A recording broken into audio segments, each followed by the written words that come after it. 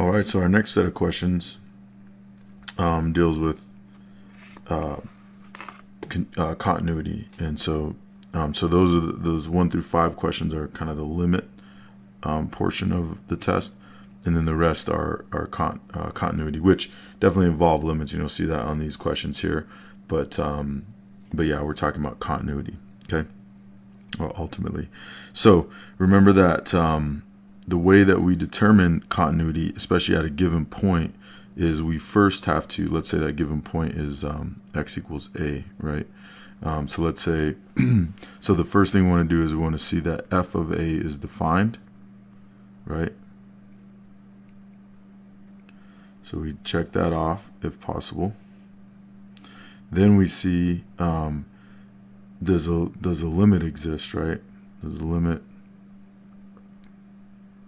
as x approaches a of f of x exist?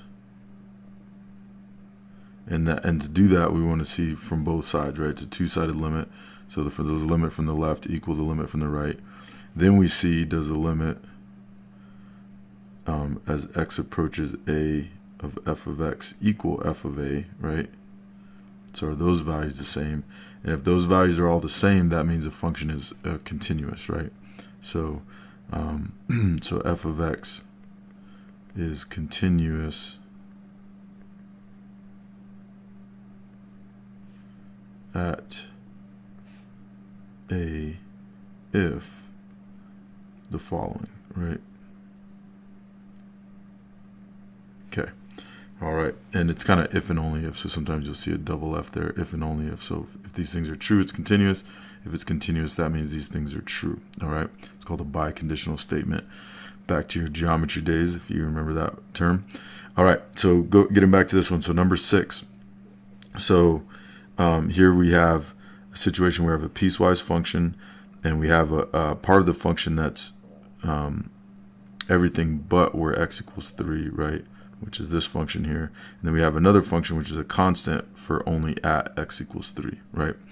So basically, as far as like, is f of a defined? Well, this is a polynomial, right? So polynomials are continuous everywhere, so that's continuous everywhere. So that means that f of 3 would be defined here, and then this is a constant which is defined everywhere too. So so f of a is definitely defined, right? So we can definitely check off that for number 6. Okay. The next thing is, does the limit exist, right? So what we have to do is check, does the limit from the left equal the limit from the right? And so this one's a little tricky because at 3 we have a certain value, but really the limit involves this, right? Because that's what this function is, what happens on the left and right of 3, right? Because it's everything but 3. So if I say, what is the limit as x approaches 3 of x squared minus 6x plus 8? Well, once again, since the polynomial continuous everywhere, it's just a direct evaluation. So we can just input 3, and we get 9 minus 18 plus 8, which is -1, right? And so the limit does exist. Okay, we got that. But going on to this next one now, it's pretty obvious to see that that is not going to be the case, right? The limit of the function as x approaches 3 is -1, but the function at that point is +2, right? F of 3 equals +2. And so those are not the same, right? So since the limit as x approaches 3 of this function f of x is not equal to f of 3, that means that the function is not continuous. So we could conclude that this function is not continuous at x equals 3. Okay, and that's what our final answer is. All right, so that's how to determine if a function is continuous, an example of when it's not continuous.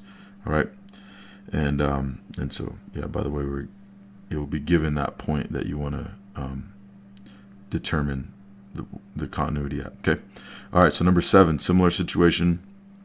not a piecewise function. This is a rational function. And really this is continuous everywhere except if we have a 0 in the denominator, right? And this one's a little tricky because we have x plus 2 in the denominator, and so if, at initial glance, oh yeah, x equals 2, that's going to give us a 0 in the denominator. However, if we plug into 2 plus 2 is actually 4, right? And so so that actually gives us a real value. It's defined on that function, and so negative 2 would be where it's not continuous, right? Negative 2 would give us a 0 in the bottom, but at positive 2 it actually is continuous. So we could say that this function is continuous. F of x is continuous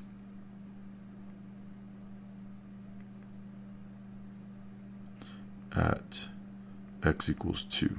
Okay. All right, so that's our answer for that one. And we could evaluate the limit and all that. We know f of 2 is defined, right? We can actually find that value by plugging it in. And then we know that for the limit, since the function does exist and it's continuous everywhere but negative 2, that means that the limit exists and is just a direct evaluation everywhere except for negative 2. Okay, so anyway, so that's kind of some of the reason we could do behind that. But this one's a little more obvious because if we just plug in 2, it's actually defined. It's not a piecewise function, and so we can just get that value. Okay. All right. So let me know if you have any questions on that.